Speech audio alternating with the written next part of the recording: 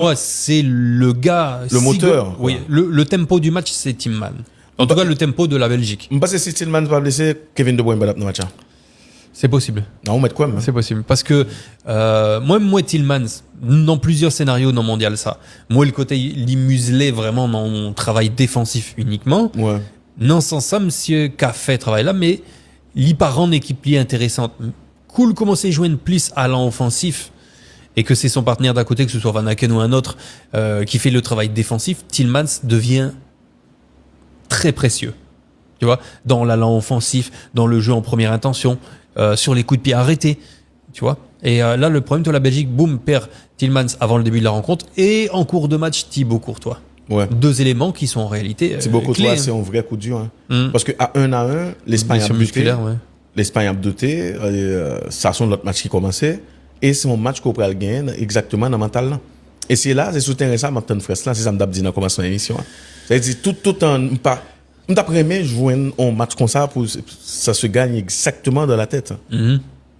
Donc, si je ne pas jouer avec conseil de l'équipe comme ça, parce que l'Espagne, oui, nous, elle devant Portugal, quoique Portugal, là, son équipe qui est malade, mais contre Belgique, qui fait remontada que le fait ensuite pour l'éliminer États-Unis 4-1, et puis qui joue nous avec un peu plus de confiance, et qui a proposé ça comme jouette, et on va Thibaut Bonhomme monté là, monsieur très rapide, il empêche la Yamal d'aller plus loin, et malheureusement, entraîneur là, il mettait Romelu Lukaku trop bonheur dans le match pour moi, parce que Lukaku, le monté, il vient à contenter le demi-mètre, parce que l'Espagne vient pire.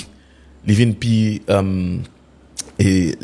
impérial dans maîtrise jouette là avec Pedric monté avec tout petit passage au cap fait Merino encore un petit espace qui est très bon et tout ça et puis étirer des forces là avec Nico Williams malheureusement pour Espagne tout Nico Williams pas en forme avec Nico Williams sur l'autre Espagne parce que d'un côté on gagne la Yamal cap Sakajo on l'autre côté tout ou qu'on gagne Nico Williams qui a transformé la deuxième attaquant. Ça a soulagé Yamal sur le fait qu'il a porté attention tout sur le côté gauche à Nico Williams. Mais Justement. le problème, c'est qu'on n'a pas le Nico Williams 2024-2025. Non. On a le 2025-2026. Et c'est pas du tout la même chose. Non. Ah bon, c'est vrai, il y a eu les blessures. Il y a eu le transfert qui ne s'est pas fait.